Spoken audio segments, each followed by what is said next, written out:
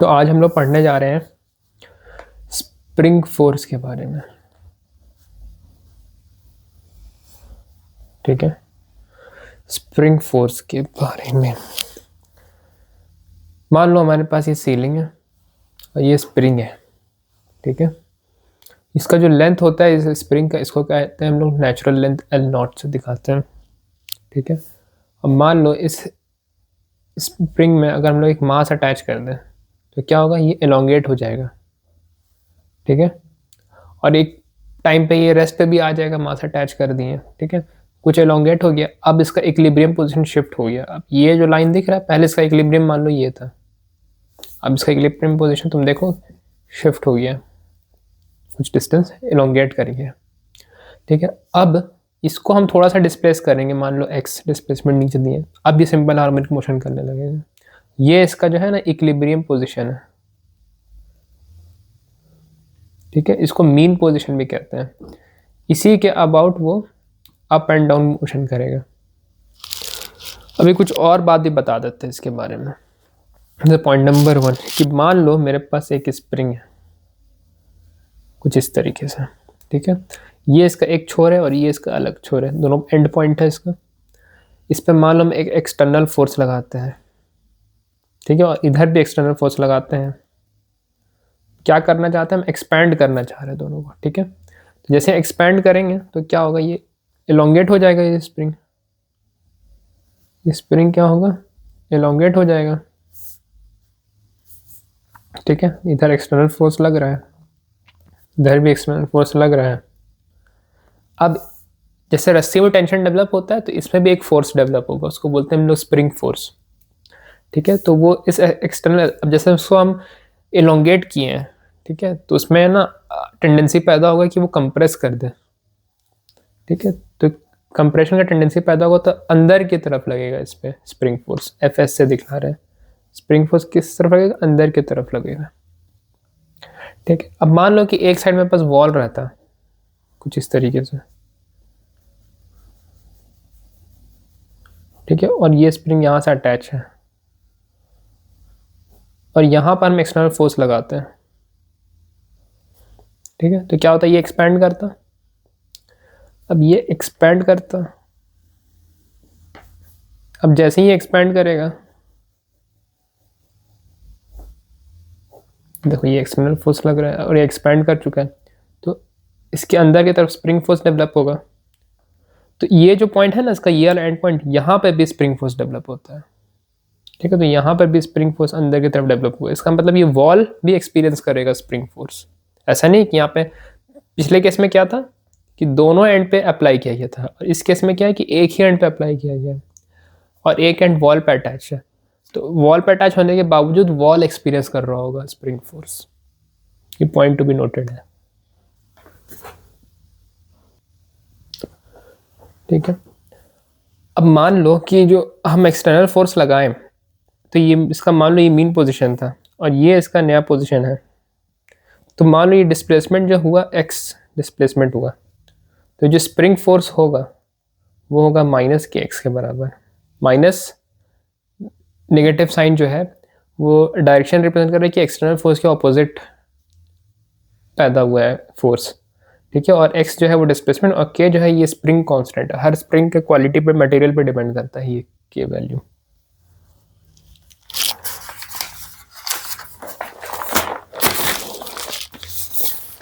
ठीक उसी तरीके से मान लो कि मेरे पास एक स्प्रिंग था ये कुछ इस तरीके से। हम क्या किए, दोनों साइड से अब एक्सटर्नल फोर्स अप्लाई किए इस पर, दोनों साइड से, तो ये एलोंगेट हो गया। अब चलो एलोंगेशन नहीं किए, कंप्रेशन करते हैं। पिछले बार एलोंगेशन कर चुके हैं, अब कंप्रेशन करते हैं। तो देखो ये क्या होगा, ये ऐसा करके कंप्रेस हो जाएगा ये।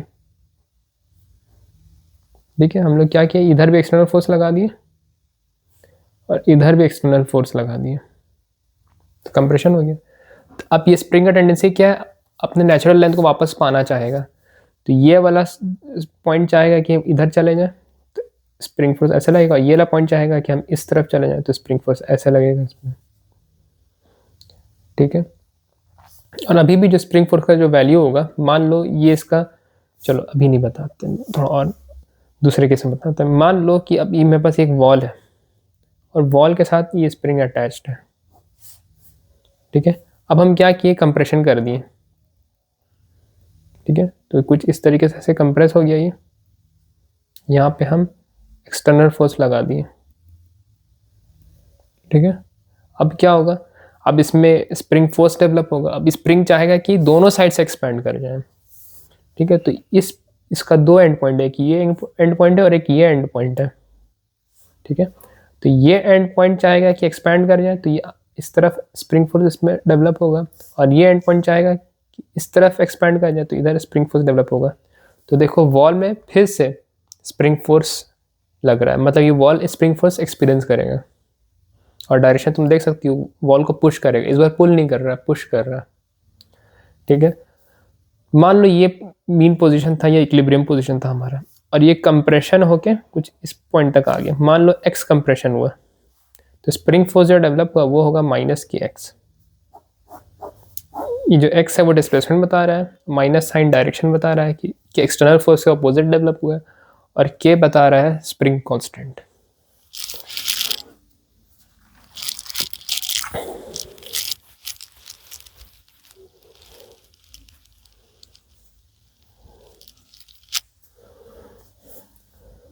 एक चीज और बता दें कि मीन पोजीशन क्या होता है।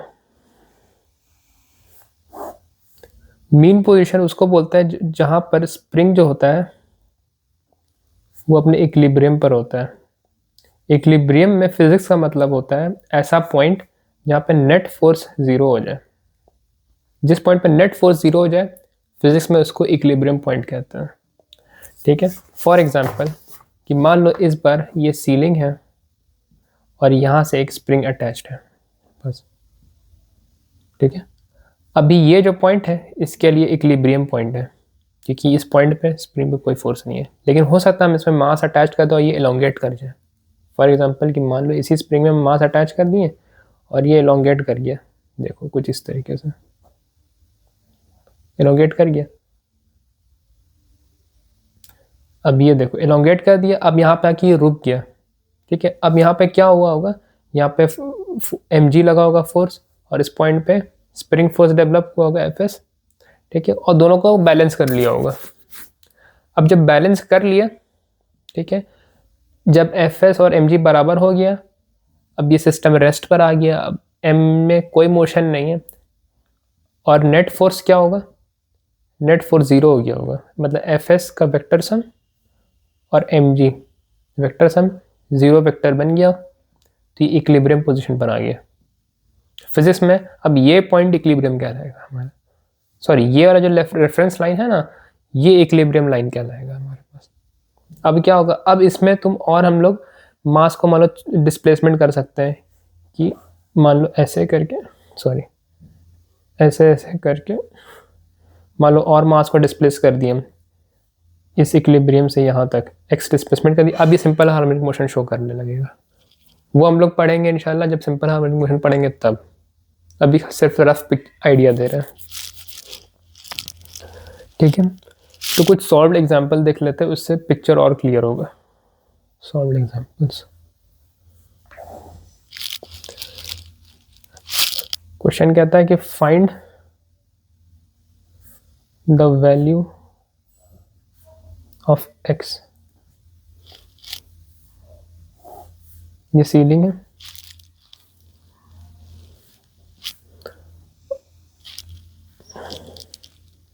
और ये रस्सी का नेचुरल लेंथ L0 है। अब मान लो फिर से हम मास अटैच कर देते हैं इसी स्प्रिंग में, तो ये कुछ इलोंगेट कर गया, ठीक है। अब ये इसका नया इक्विलिब्रियम पोजीशन आ गया ये, और ये मान लो इलोंगेट कर गया एक्स डिस्टेंस, ठीक है। तो ये जो एक्स डिस्टेंस जो इलोंगेट किया और नया इक्विलिब्रियम में आया, अब तुमको ये इस एक्स का वैल्यू बताना है कि कितना डिस्प्लेसमेंट होगा m मास हैंग करेंगे तो, और फिर वो इक्विलिब्रियम पोजीशन पहुंच जाएगा। हम जानते हैं सॉल्यूशन में ऐसे लिखो कि इक्विलिब्रियम पोजीशन में क्या होगा, जो mg है, यहाँ पे फ्री बॉडी डायग्राम बना लो, mg और स्प्रिंग फोर्स बैलेंस कर लेगा एक दूसरे को, और रेस्ट पे रहेगा, कोई एक्सेलरेशन नहीं होगा, तो fs is equal to mg आ जाएगा। और fs क्या है, स्प्रिंग फोर्स क्या होता है, के एक्स होता है। सिर्फ डायरेक्शन कंसिडर कर लिए हम लोग फ्री बॉडी डायग्राम में, तो उससे मैग्नीट्यूड लिखेंगे हम लोग। तो k x is equal to m ji, minus नहीं लिखेंगे, तो एक्स का वैल्यू क्या आएगा, एम जी अपॉन के, और के का वैल्यू क्वेश्चन में ही गिवन रहेगा कि कौन सा मटेरियल का स्प्रिंग है। तो इस तरीके से हम लोग निकाल सकते हैं कि नया इक्विलिब्रियम पोजीशन क्या होगा। नेक्स्ट क्वेश्चन हम लोग देखते हैं। क्वेश्चन कहता है find the max value of maximum compression.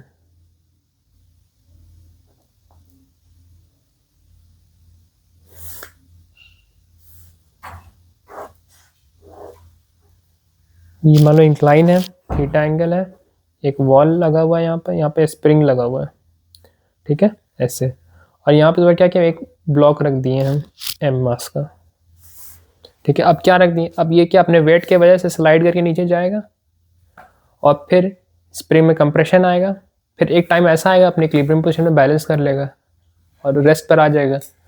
तो कितना कंप्रेस हुआ होगा स्प्रिंग, वो तुमको पता करना है, ठीक है।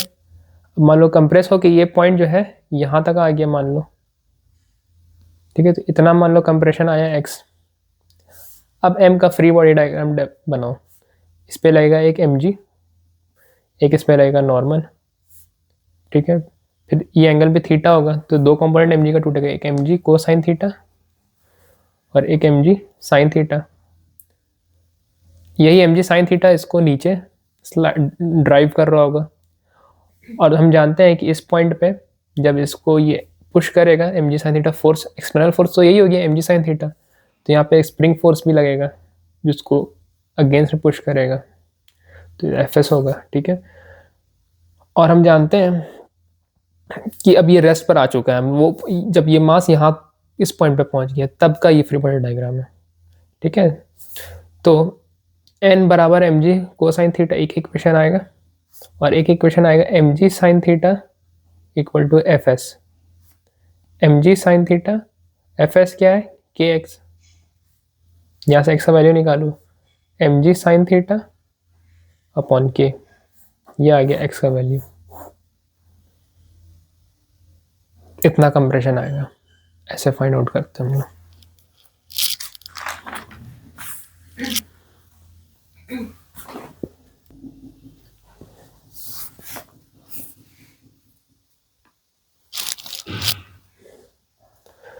अब एक क्वेश्चन देखते हैं स्प्रिंग पे हम लोग, कि मान लो एक सिस्टम ऐसा दिया है हमारे पास कि एक सीलिंग है, ये एक रोप है, इसमें 1 kg का ब्लॉक अटैच है, ठीक है, और इसके ऊपर एक स्प्रिंग लगा हुआ है इसके नीचे, और इसके नीचे 2 kg का ब्लॉक अटैच्ड है, और फिर एक रोप है और 3 kg का ब्लॉक अटैच है, ठीक है। और बोला कि initially system is at rest, बोला है initially system is at rest.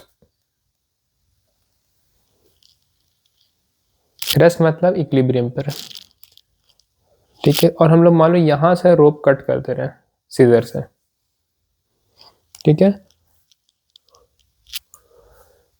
Find acceleration of 1 kg block, acceleration of 2 kg block, acceleration of 3 kg block at the instant, उसी इंस्टेंट पे, उसी क्षण पे, when we cut the rope, जब हम रोप को कट करेंगे उसी इंस्टेंट में बताना है, ठीक है। तो सबसे पहले हम लोग इनिशियल कंडीशन के बारे में बात कर लेते हैं, यहाँ से सॉल्यूशन शुरू हो रहा है। इनिशियल कंडीशन, ठीक है, फ्री बॉडी डायग्राम बनाते हैं इनिशियल कंडीशन का। ये मान लो 1 kg ब्लॉक है, ठीक है, तो ये देखो ये 1G नीचे लगेगा और ऊपर लगेगा टेंशन T प्राइम मान लो, ठीक है। ये 2 kg ब्लॉक है, यहाँ लगेगा फोर्स, एक ग्रेविटेशन फोर्स 2G, ठीक है, और यहाँ पर एक स्प्रिंग फोर्स लगेगा Fs, ठीक है, और यहाँ पे नीचे वाला रस्सी की वजह से टेंशन आएगा T मान लेते हैं ये। और फिर ये है हमारे पास 3 kg ब्लॉक, ठीक है। यहाँ पे लगेगा ग्रेविटेशन फोर्स 3g और ऊपर टेंशन T, ये वाला टेंशन T है ना, ठीक है। अब हम लोग लिखना शुरू करते हैं। सबसे पहले T प्राइम का वैल्यू सबसे पहले T का वैल्यू लिखते हैं, आराम से लिखा जाएगा।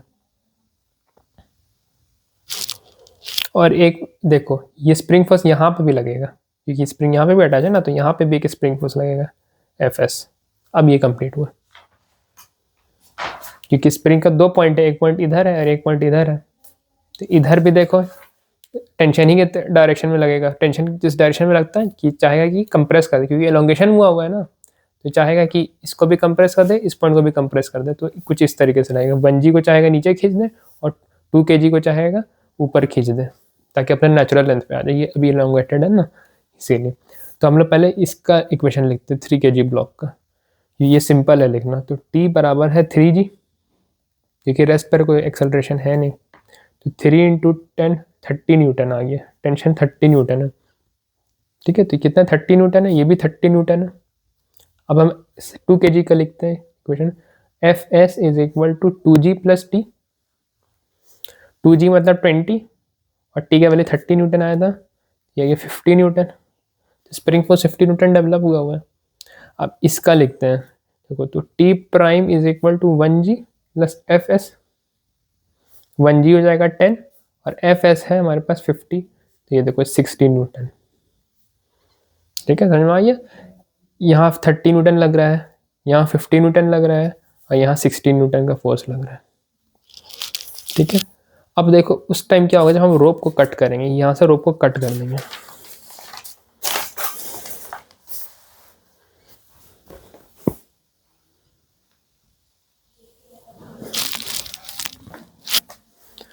When the rope is cut,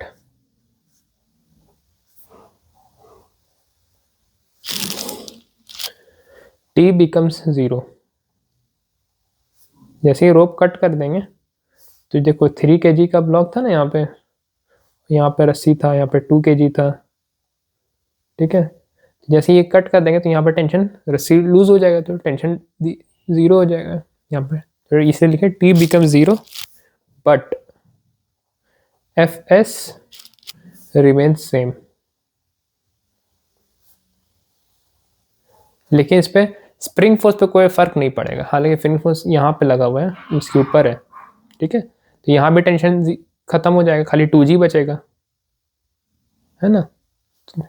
तो यहाँ पे जो T तो 0 हो जाएगा जैसे कि रस्सी कटेंगे, रस्सी लूज हो गया, लेकिन जो स्प्रिंग फोर्स है वो अचानक से 0 नहीं होता है।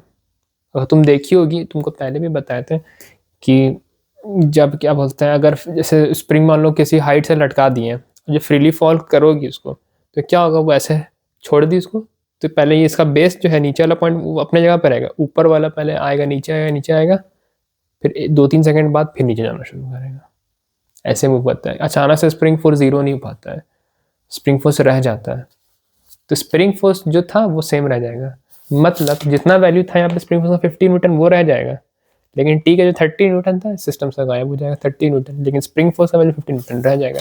अब फिर से फ्री बॉडी डायग्राम बनाएंगे हम लोग, ठीक है। तो ये देखो 3 kg ब्लॉक का, अब क्या होगा, इसमें एक ही फोर्स लगेगा 3g, और ये फ्रीली फॉल करके जाने लगेगा नीचे, और इसका एक्सेलरेशन मान लो a है, तो a1 मान लेते हैं, ठीक है। तो क्या हो जाएगा 3g is equal to a1, ठीक है, सॉरी 3a1, क्योंकि 3 इसका मास है, तो 3 कैंसिल हो जाएगा, तो a1 का वैल्यू आ जाएगा g, मतलब फ्री फॉल कर रहा है, एक्सेलरेशन ड्यू टू ग्रेविटी जितना एक्सेलरेशन है इसके पास। अब 2 kg का बना दो फ्री बॉडी डायग्राम। तो देखो पिछले केस में क्या था, पिछले केस में देखो इस पर 2g और t दोनों लग रहा था, अब तो t 0 हो जाएगा, तो सिर्फ ऊपर की तरफ Fs लगेगा और नीचे की तरफ 2g लगेगा। तो देखो यहाँ पे क्या होगा, यहाँ पे नीचे 2g लग रहा होगा और ऊपर Fs लग रहा होगा,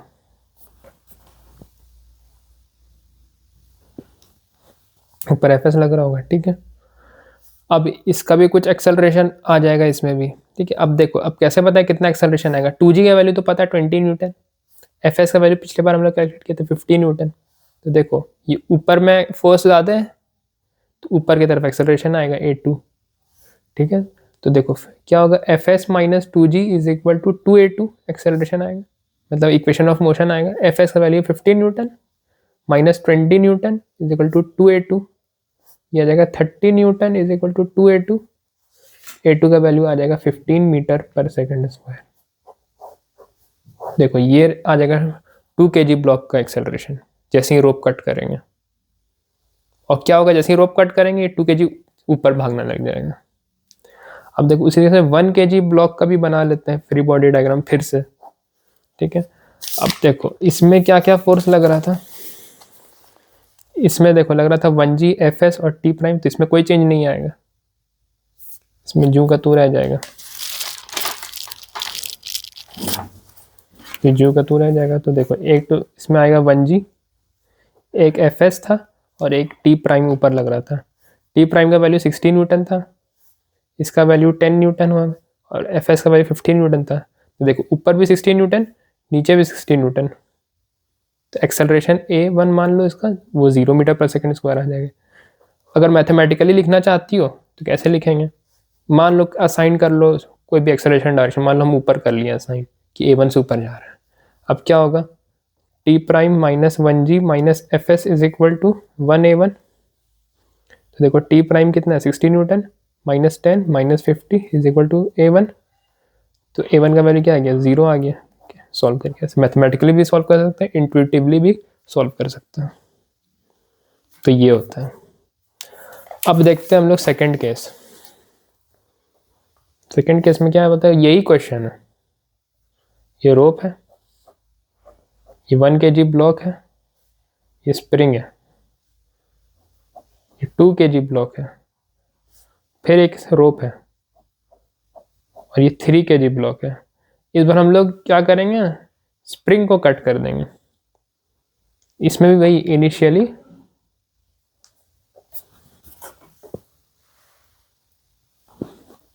initially system is at rest,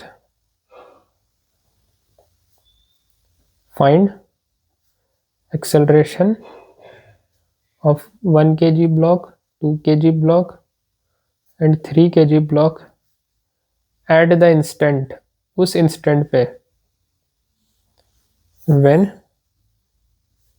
we cut the rope, ठीक है। सबसे पहले सॉल्यूशन का वही पार्ट करेंगे, पहले इनिशियल कंडीशन का फ्री बॉडी डायग्राम बना लेंगे हम लोग। इनिशियल कंडीशन, ठीक है, इनिशियल कंडीशन का बनाएंगे। अब देखो ये 1 kg हमारे पास, ये 1g नीचे लगेगा, फिर एक स्प्रिंग फोर्स लगेगा इनिशियल कंडीशन का, अभी का नहीं, रोप काटने से पहले का। fs नीचे स्प्रिंग फोर्स आया हुआ होगा, यहाँ रस्सी पे टेंशन आया हुआ होगा t प्राइम। फिर ये देखो ये 2 kg ब्लॉक, यहाँ नीचे लगेगा 2g, ठीक है। फिर ये टेंशन लगेगा रस्सी का t, और फिर ये स्प्रिंग फोर्स भी ऊपर लग रहा होगा, ये fs। फिर 3 kg ब्लॉक, यहाँ लगेगा 3g और इसके ऊपर एक टेंशन है, यहाँ पे भी टेंशन आया होगा t, कुछ इस तरीके से। अब ये सारा कंडीशन क्या है, रेस्ट पर है, इनिशियल कंडीशन यही दिया हुआ क्वेश्चन में। तो लिख देते हैं, तो सबसे पहले t बराबर क्या होगा, 3g होगा, मतलब 30 न्यूटन। फिर इसका 2 kg वाले का लिखो, fs is equal to 2g plus T, 2g मतलब 20 और t का वैल्यू है 30, तो ये आ गया 50 न्यूटन। और फिर इसका लिखो 1 kg ब्लॉक का, तो t prime is equal to 1g plus fs, 1g कितना है 10 और fs कितना है, fs है 50 न्यूटन, तो ये आ गया 60 न्यूटन t प्राइम का वैल्यू, पिछले क्वेश्चन की तरह। अब जब हम लोग रस्सी को कट, जो स्प्रिंग को कट करेंगे उस इंस्टेंट हम लोग देखेंगे क्या होगा। अब देखो जैसे ही हम लोग रस्सी स्प्रिंग को कट कर देंगे तो क्या होगा, स्प्रिंग अपने नेचुरल लेंथ को पहुंच जाएगा, उस इंस्टेंट स्प्रिंग फोर्स 0 हो जाएगा। लेकिन टेंशन का क्या होगा वो हम लोग फाइंड आउट कर लेंगे।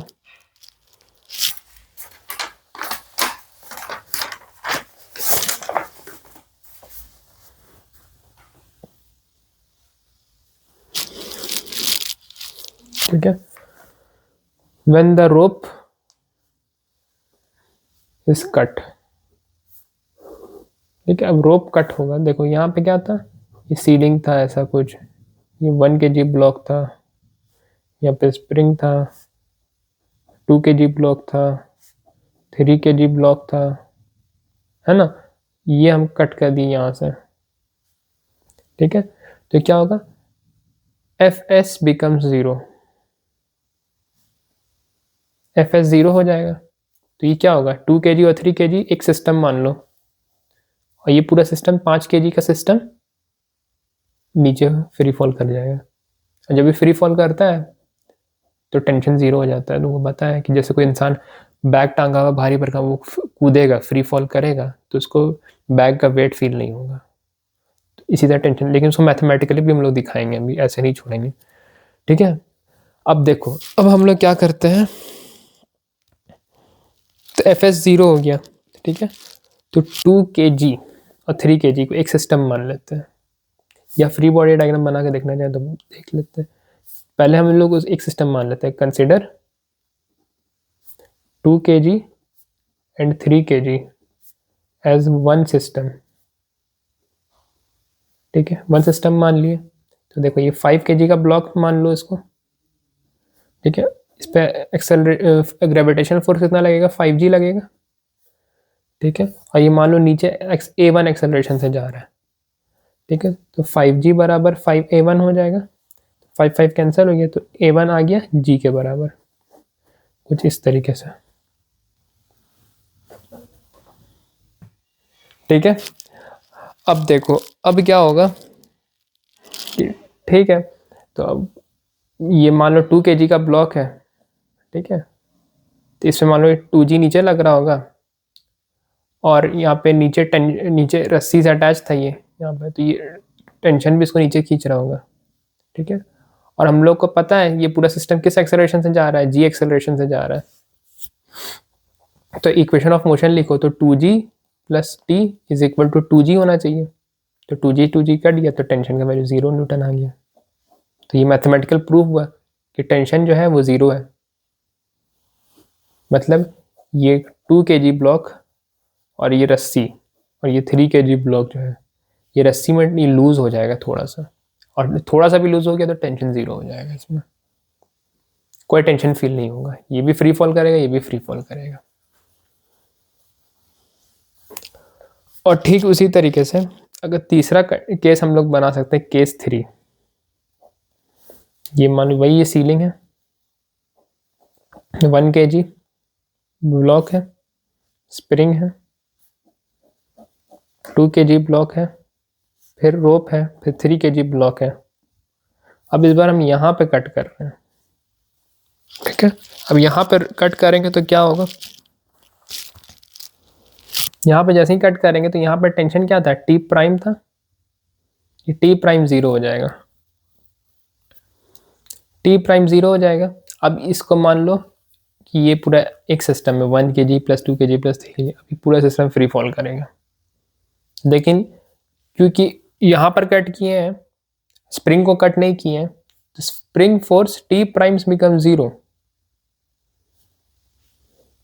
T primes become 0, but Fs not equal to 0। Fs 0 नहीं हुआ होगा, उसका अभी भी कुछ ना कुछ आएगा वैल्यू। फ्री बॉडी डायग्राम बना के देख लेते हैं। देखो ये 1 kg ब्लॉक है, ठीक है। यहाँ देखो 1g लग रहा होगा, और Fs नीचे की तरफ खींच रहा होगा स्प्रिंग इसको, और इसके ऊपर में जो टी प्राइम है वो 0 न्यूटन हो चुका है इस बार। अब मान लो इसका कुछ एक्सेलरेशन है a1, तो क्या होगा 1g plus Fs is equal to 1a1। तो 1g हो गया 10, Fs था 50 न्यूटन, और a1, तो a1 आ गया 60 मीटर पर सेकेंड स्क्वायर। a1 फॉल कर रहा होगा 60 मीटर पर सेकेंड स्क्वायर से।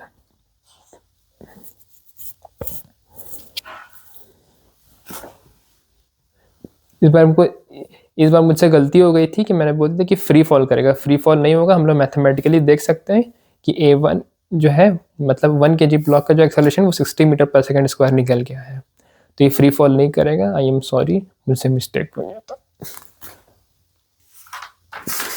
ठीक है, अब हम लोग 2 kg का भी देख लेते हैं। ठीक है, 2G नीचे लगेगा, ठीक है, नीचे टेंशन T लगेगा और ऊपर Fs लग रहा होगा। ठीक है, Fs का वैल्यू था 50 न्यूटन, ये है 20 न्यूटन और ये टेंशन कितना था, 30 न्यूटन था। तो अभी भी देखो बैलेंस्ड है, अपवर्ड फोर्स भी 50 न्यूटन है, डाउनवर्ड फोर्स का सम भी 50 न्यूटन है। इसका मतलब एक्सेलरेशन ऑफ 2 kg अभी भी 0 मीटर पर सेकेंड स्क्वायर है, यानी कांस्टेंट वेलोसिटी से फॉल कर रहा होगा ये, एक्सेलरेशन 0 है, फॉल तो करेगा लेकिन कांस्टेंट वेलोसिटी से, यानी 0 एक्सेलरेशन से। उसी तरीके से 3 kg का देख लें हम लोग। 3 kg में नीचे लग रहा है 3G और ऊपर लग रहा है T है 30 न्यूटन और 3G को सॉल्व करने से भी 30 न्यूटन है। तो देखो अपवर्ड फोर्स भी 30 न्यूटन, डाउनवर्ड फोर्स भी 30 न्यूटन। तो 3 kg का एक्सेलरेशन जो है वो 0 मीटर पर सेकेंड स्क्वायर है। तो जो 1 kg ब्लॉक है वो 60 मीटर पर सेकेंड स्क्वायर से फॉल करेगा, लेकिन 2 kg जो ब्लॉक है वो 0 से करेगा और 3 kg जो ब्लॉक है वो भी 0 से करेगा। ऐसा कुछ हो जाएगा सिस्टम में, क्योंकि स्प्रिंग फोर्स 0 नहीं हुआ, बस इस वजह से ऐसा चेंज आया। अब देखो, अब हमारे पास एक स्पेशल क्वेश्चन है प्रीवियस लेक्चर से, प्रीवियस लेक्चर से स्पेशल क्वेश्चन कि मान लो हमारे पास एक वेज है जिसका मास है कैपिटल M, ठीक है, और यहाँ पर एक वॉल लगा हुआ है, ठीक है, और यहाँ पर एक और मास है या रॉड है, समझो रॉड है ये, ठीक है, ये रॉड है, इसका मास है स्मॉल m, ठीक है। अब इसको क्या करते हैं हम, ये जो बड़ा मास है कैपिटल M वेज है, इसको AW से हम लोग राइट हैंड साइड पुल कर रहे हैं, ठीक है। तब क्या होगा कि ये जो है ये नीचे आना शुरू हो जाएगा, इसका जो मोशन है वो नीचे डाउनवर्ड्स आएगा और डाउनवर्ड्स आएगा और थोड़ा सा यहाँ पे स्लाइड करके वॉल पर टच कर जाएगा। ये बहुत कम गैप है, बस ज़रा सा कुछ 0.0023 सेंटीमीटर होगा, ठीक है। तो जल्दी से सटाक से ये टच कर जाएगा वॉल को और फिर ये नीचे, ये इधर जाएगा, राइट हैंड साइड जाने लगेगा और ये डाउनवर्ड आने लगेगा। ये जो रॉड है कुछ इस तरह का मोशन हो रहा है, ठीक है, इसका एक्सेलरेशन है डाउनवर्ड्स है, ठीक है। तो अब हम लोग को लिखना है एक्सेलरेशन ऑफ रॉड ए, ये फाइंड आउट करना है हम लोगों को, और मान लो इसका भी एक्सेलरेशन फाइंड आउट करना है या रिलेशन फाइंड आउट करना, कुछ करना है हम लोग को, ठीक है। तो वो कैसे करेंगे, तो देखो सबसे पहले हम लोग वेज का फ्री बॉडी डायग्राम बनाते हैं, ठीक है। इस पे एक लग रहा होगा ग्रेविटेशन फोर्स mg और ये सरफेस है, तो सरफेस से लग रहा होगा नॉर्मल रिएक्शन r मान लो, ठीक है। और ये रॉड है, ये भी लगा रहा होगा उस पर नॉर्मल n, ठीक है, और ये एंगल अल्फा है, ठीक है, तो ये एंगल भी अल्फा होगा और यहाँ पे एक्सेलरेशन है इसका।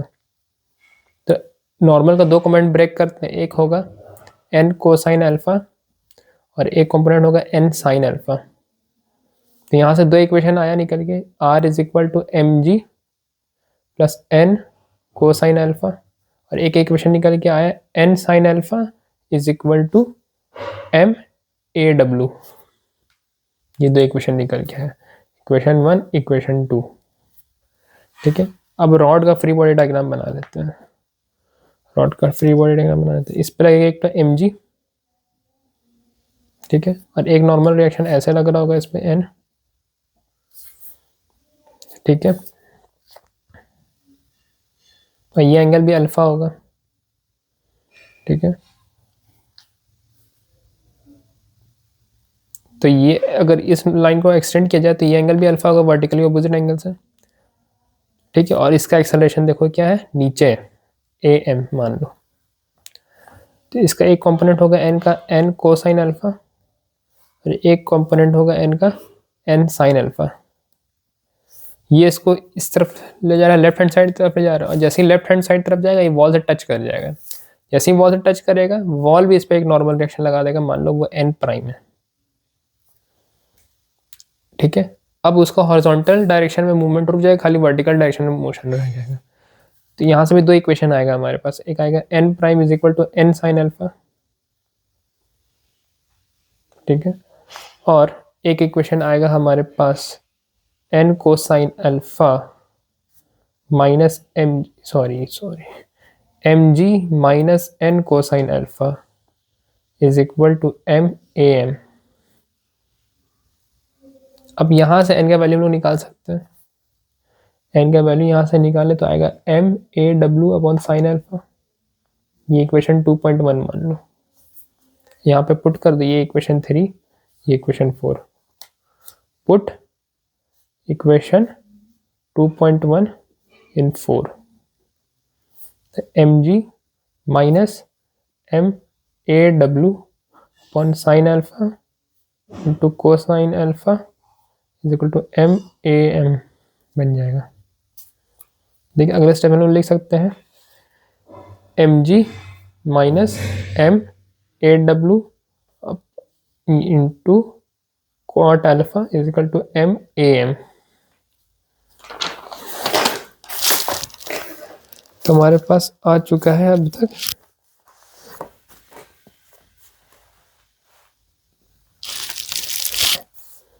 M G minus M A W cot alpha is equal to M A M, ठीक है। अब हम लोग रिलेशन फाइंड करते हैं ए डब्ल्यू और ए एम के बीच में, ठीक है। जब भी वेज वाला प्रॉब्लम हो तो इसमें एक स्पेशल प्रॉपर्टी होता है, वो तुमको भी बताते हैं कि हम लोग क्या करते हैं, रिलेशन फाइंड करते हैं, relation between A W and A M.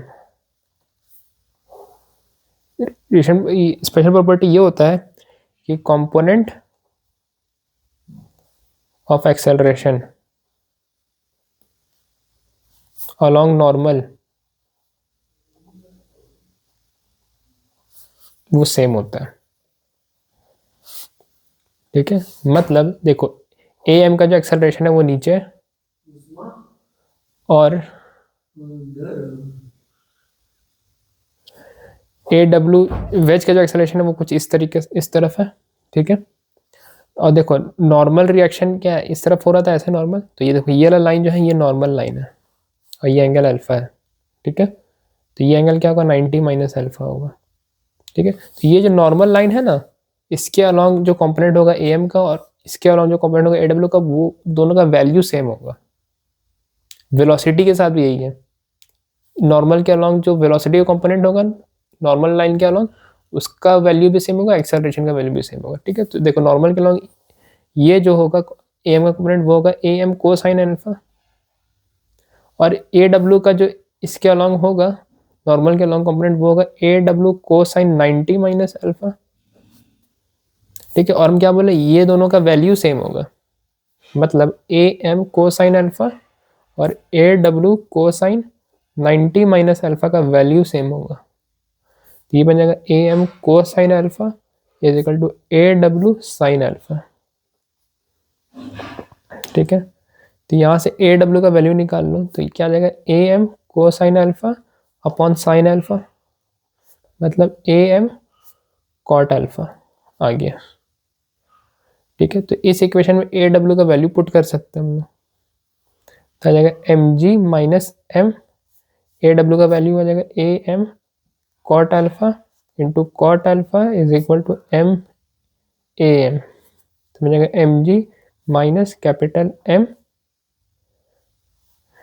और ए M cot square alpha equal to small M A M, इसको इस साइड भेज देते हैं, तो ये बन जाएगा M ji minus is equal to M cot square alpha plus small M A M.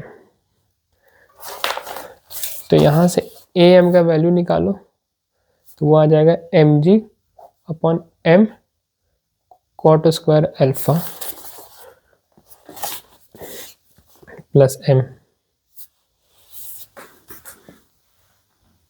कुछ इस तरीके से ये आ गया ए एम का वैल्यू।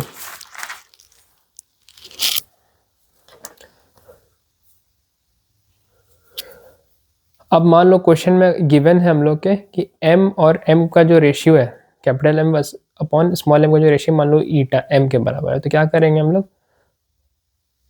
नीचे से डिनोमिनेटर से m कॉमन निकाल लेंगे, तो am इज इक्वल टू हो जाएगा mg अपॉन m कॉमन निकालो तो बन जाएगा m upon m cot square alpha plus 1, mm cancel हो गया, तो am का वैल्यू आ जाएगा g upon eta cot square alpha plus 1।